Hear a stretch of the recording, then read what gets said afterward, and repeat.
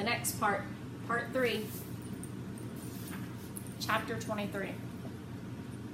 Why my father gets mad at me. The next day, which is Monday, is sunny with a blue sky, and at 8 a.m., the moderate prime number temperature of 59 degrees. When I stand on our porch with my back to the yard, I would not think that there had been a superstorm just 60 hours before. But when I turn around, I see the fallen trees and our soggy lawn and the stream that runs straight down Hud with no bridge over it at the bottom of our drive. I remember that my father and I are still stranded. Also, rain is still missing.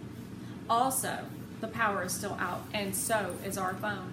The refrigerator has warmed up, and last night my father threw out everything that was in it and everything that was in the freezer. We have no ice left and only a few more bucketfuls of water for flushing the toilet. What do we do when we can't flush the toilet anymore? I ask. My father is sitting at the kitchen table eating a breakfast of tuna, which he's scooping straight out of the can, an apple, and a bottle of ginger ale. He doesn't mind warm soda. We go in the woods, he replies. I study his face. I look for humor clues, such as a smile. I don't think he's being funny, so I say, how do we go in the woods? What kind of question is that? You just stand behind a tree and pee. I don't want to pee in the woods. It doesn't seem sanitary. Ugh. What are our other options? What do you mean? Well, what else could we do besides pee behind a tree? I don't know. Pee in a bucket? That sounds a little better. Could I put a bucket in the bathroom? My father shrugs. Knock yourself out. What does he mean by knock yourself out? Does he really mean that? Knock yourself out. What? Now my father sighs, which is probably an indication of annoyance. You know how when your parents are like, it means you do whatever you want, okay? If it makes you happy to pee in a bucket in the bathroom, then pee in a bucket in the bathroom. But you'll have to clean the bucket out. I'm not doing it for you. I pour cereal into a bowl, sit down across from my father, and eat the cereal dry. What are we going to do today? I want to know. Keep sawing up the trees. I wish we could visit Uncle Weldon. My father gestures out the window. Has a bridge magically appeared at the bottom of the driveway. I turn and look. No? Then we can't visit Weldon. Period. End of discussion.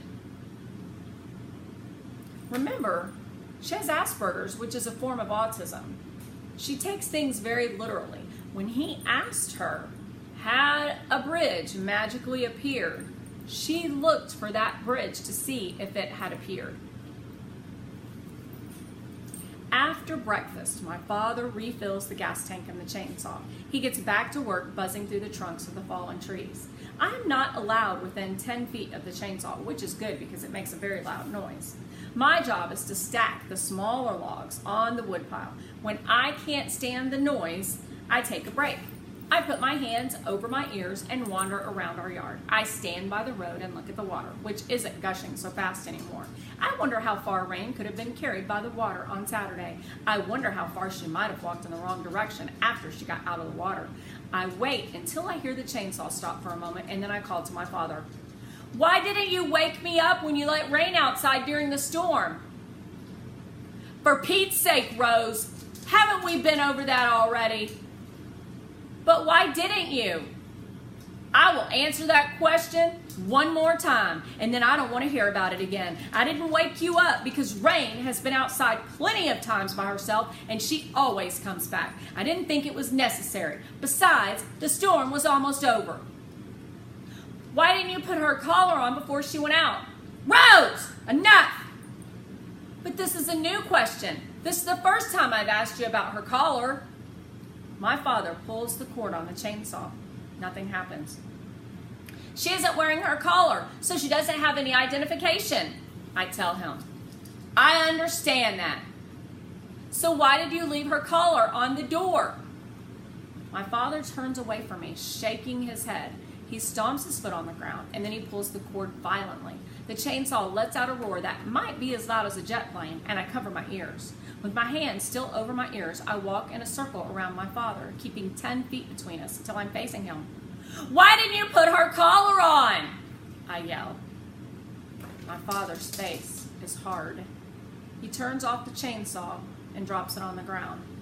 He walks toward me very slowly, and something inside me says to run. So I do.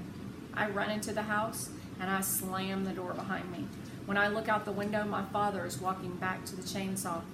I wait until I hear its roar, and then I go to my room and lie on my bed. Sometimes, when I'm upset, Rain finds me and lies down beside me. She rests her head on my shoulder and looks into my eyes, and I can feel her breath on my cheek. But Rain is not here now, because my father didn't put her collar on when he let her outside during a superstorm. She's not trying to be rude to her dad. She just needs her questions answered.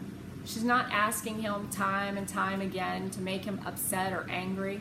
She really needs just to know the answer.